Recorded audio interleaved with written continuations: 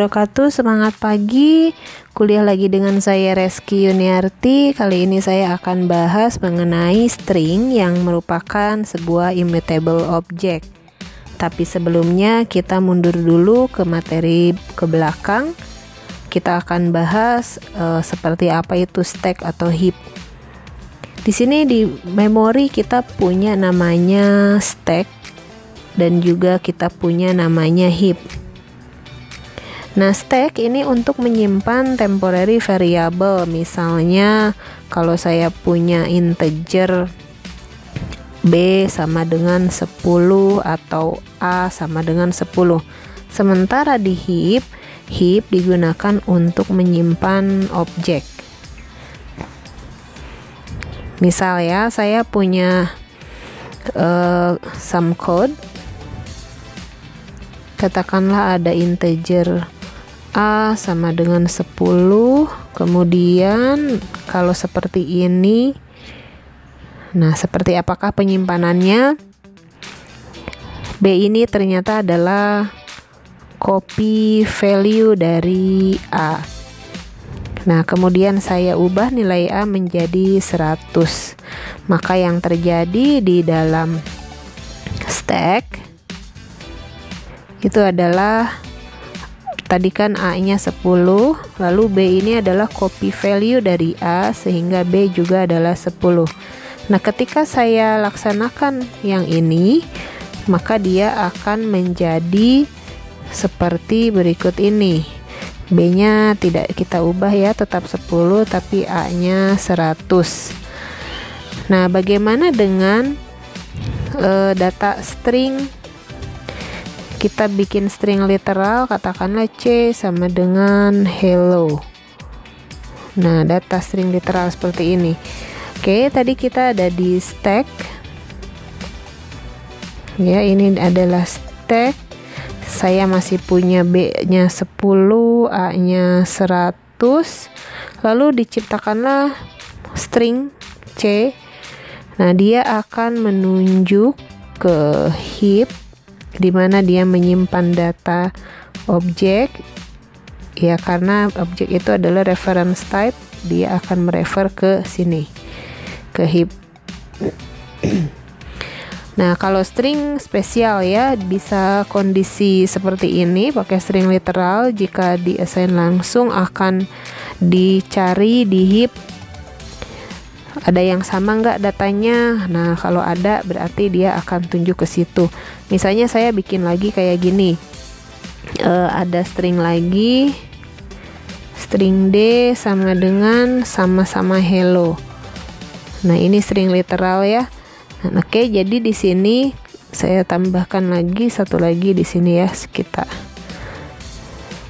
kita perpanjang.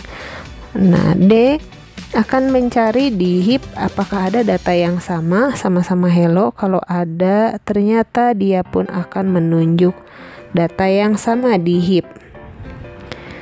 Seperti itu. Nah, itu adalah objek yang immutable. Oke, dari penggambaran tadi ada D, ada C. Bagaimana kalau mau berbeda, tidak ditunjuk seperti itu? Misalnya saya punya 3 buah string. Oke, tadi ada string C yang merupakan hello gitu ya. Kemudian ada string D, juga dia isinya hello. Dan juga ada, kita buat sebuah objek string E. Kita tidak buat literal, tapi kita buat objek string, oke, ke sini ya, hello. Maka yang terjadi adalah di heap, karena tadi hello yang pertama sudah ditunjuk ya oleh C, D juga sama, ternyata menunjuk hello yang sama karena dia cari di heap ada nggak hello yang sama, itu ya, itu immutable. Tapi untuk di E sendiri itu dia tercipta objek baru karena dia menggunakan operator new. di memori itu, di sekumpulan alamat memori itu sudah siapkan data, siapkan memori untuk menyimpan data hello. Nah, seperti itu. Ini bagaimana yang immutable object? Contohnya,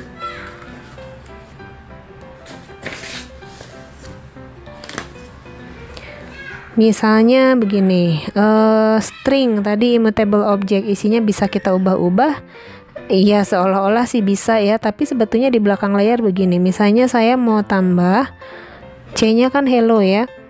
C yang baru adalah C yang lama, hello, ditambah apa kabar. Gitu ya. Seolah-olah dia akan berubah.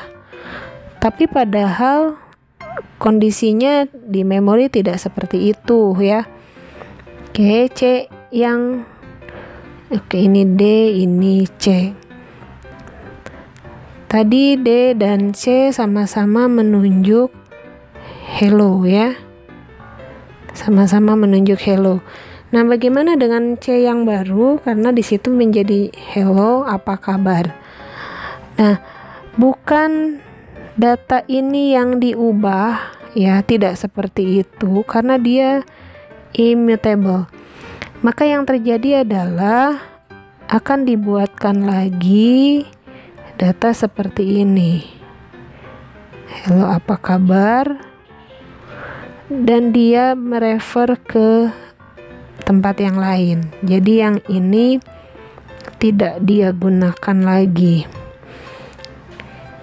Ya, itulah immutable object. Jadi penunjuknya berpindah ya.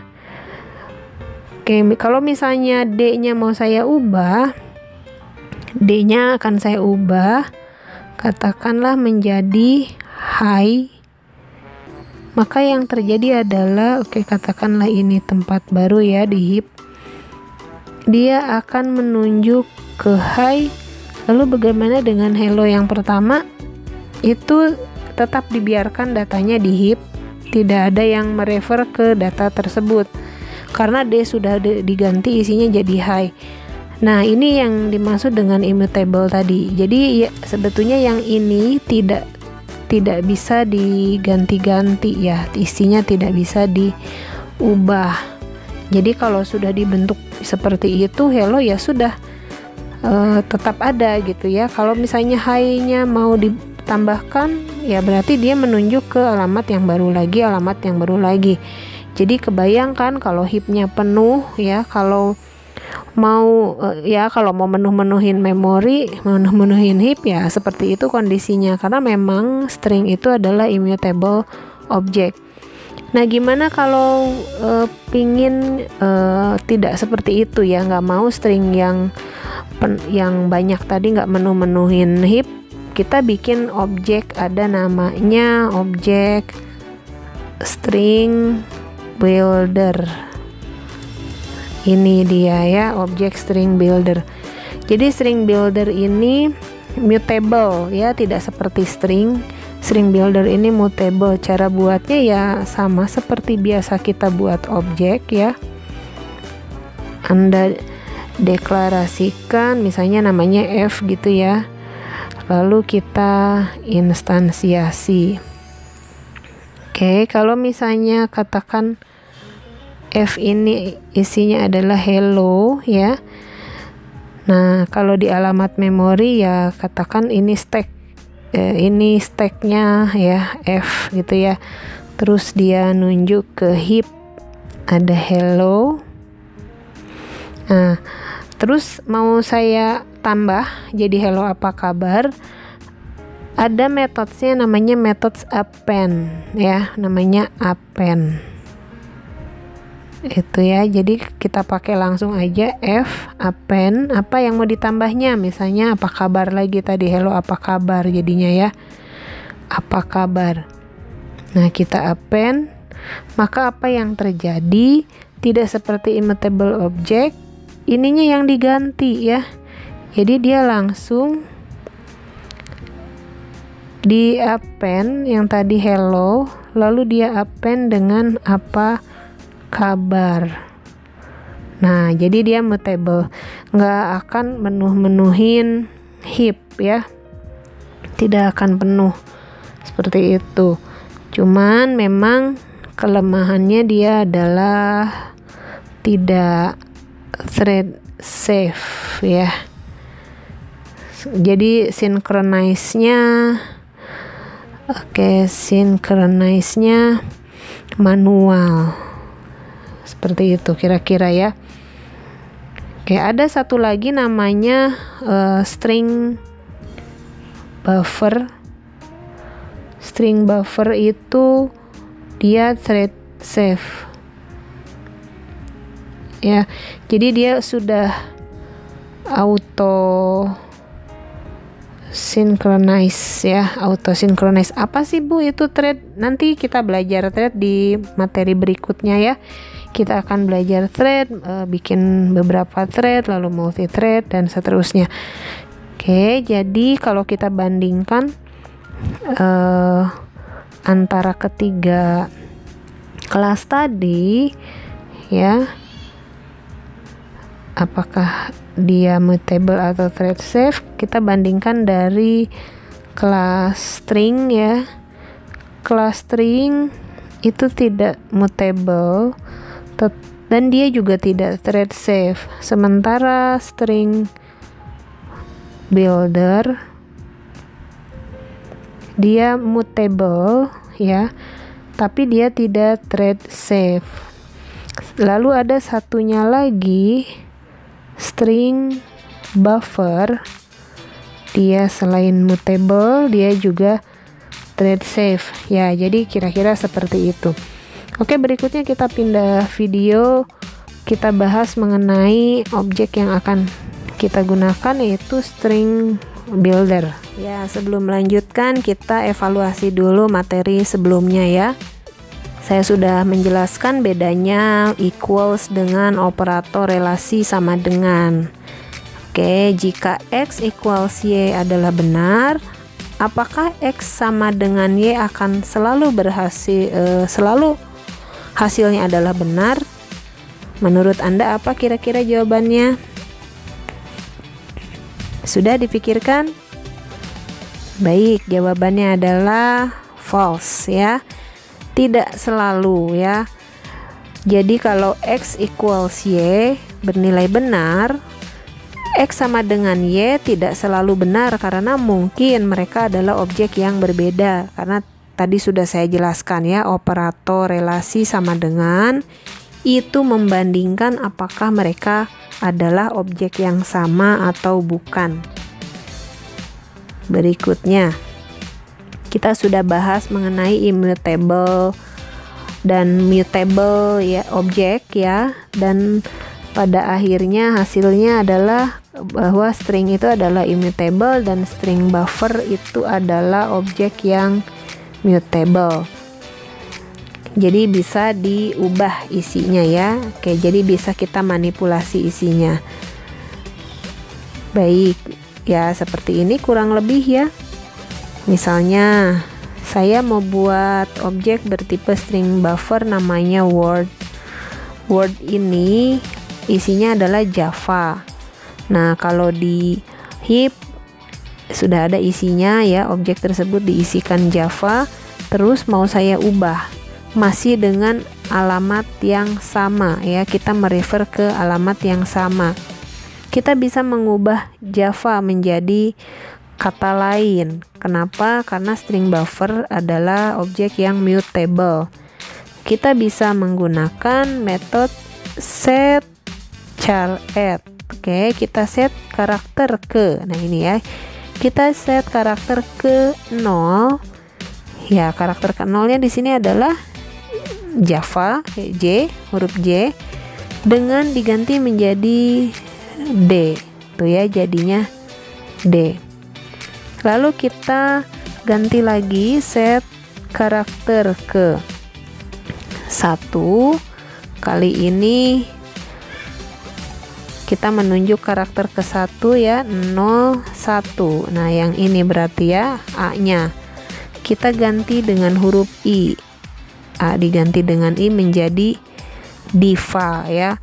dan itu dilakukan langsung di dalam memori yang sama, alamat yang sama. Jadi artinya ya memang objek tersebut adalah mutable. Oke, kita juga bisa memanipulasi isi dari objek tersebut. Ya, objek string buffer tadi. Misalnya saya mau menghapus, katakan ada kata course, ingin saya hapus indeks ke nolnya. Nah, ini ya. Indeks ke nolnya mau dihapus sebanyak berapa panjang? Sebanyak 1 ya, 1 huruf saja. Oke, berarti kita pakai word delete indeks ke 0 sebanyak 1 karakter. Tak, ini langsung terhapus. Isinya menjadi course. Oke, contoh lagi. Saya ingin menambah. Kalau tadi dihapus, sekarang ditambah ya. Kita bisa menggunakan metode append ya. Saya ingin menambahkan CS ya, CS dengan tambahkan course. Nah, karena kita append, maka ini hasilnya menjadi CS course ya setelah di append. Seperti itu ya. Kita juga bisa insert ya. Kita bisa insert sesuai dengan keinginan. Misalnya saya mau insert, memasukkan ya di indeks keempat. Nah, di sini ya 0 1 2 3 0 1 2 3. Nah, di sini ya 4. Nah, ini dia biar geser gitu ya. Mau di insert 220. Ya, seperti itu kurang lebih ya. Oke, contoh lagi. Kita pakai append. Contohnya tes ini ingin di append dengan string buffer, maka outputnya menjadi tes string buffer. Ini ya, tes di append dengan string buffer, maka outputnya menjadi tes string buffer. Seperti itu. Yaitu adalah metode append. Contoh lagi insert. Saya mau menginsert ini A B C D F G dan seterusnya, di insert. Ini ya, di insert di sini ya. Di indeks ketiga 0 1 2 3 di sini ya. Jadi ini nyetek digeser gitu ya, di insert sama 1 2 3. Jadinya hasilnya adalah ABC 1 2 3 DFG dan seterusnya. Itu adalah metode insert. Oke. Kemudian masih banyak lagi ya untuk string buffer. Kita kembali lagi ke sini. Kita bisa convert juga ya dari string buffer ke string dengan menggunakan metode toString ya. Sebetulnya apapun juga bisa kita convert menjadi string dengan dari metode toString ini ya, metode yang diturunkan dari ancestornya atau dari kelas tertinggi ya. Jadi semua kelas anak itu bisa menggunakan toString karena metode toString ini kalau tidak salah ada di kelas objek.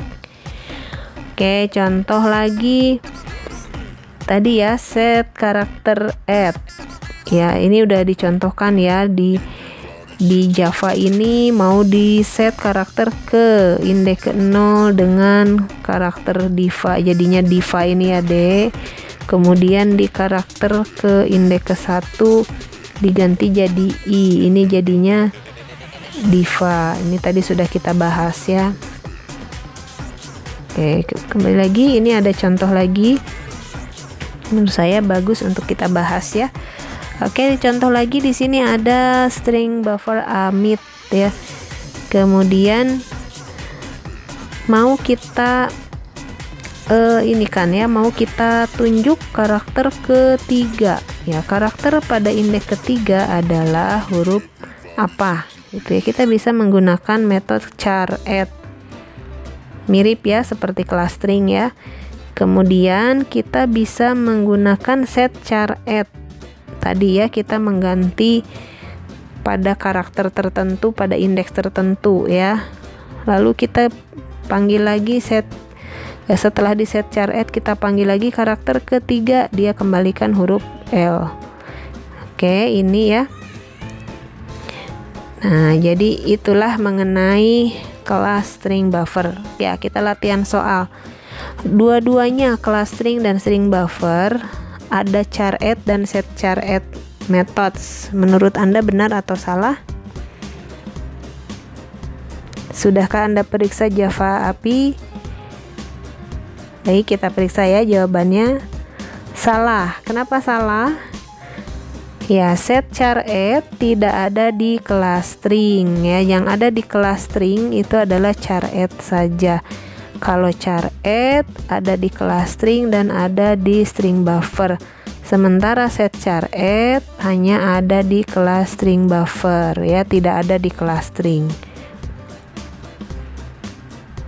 Ya, kurang lebih seperti itu. Oke, ini ada latihan lagi. Apa kira-kira hasil dari str setelah statement berikut dieksekusi? Nah, ini adalah latihan. Silahkan latihan yang nomor 2 dikerjakan oleh Anda. Apa hasilnya? Boleh menggunakan laptop, boleh juga ditulis tangan. Baik, metode-metode string buffer lainnya bisa Anda lihat di Java API. Berikutnya nanti kita akan bahas regular expression di pertemuan berikutnya. Terima kasih. Assalamualaikum warahmatullahi wabarakatuh.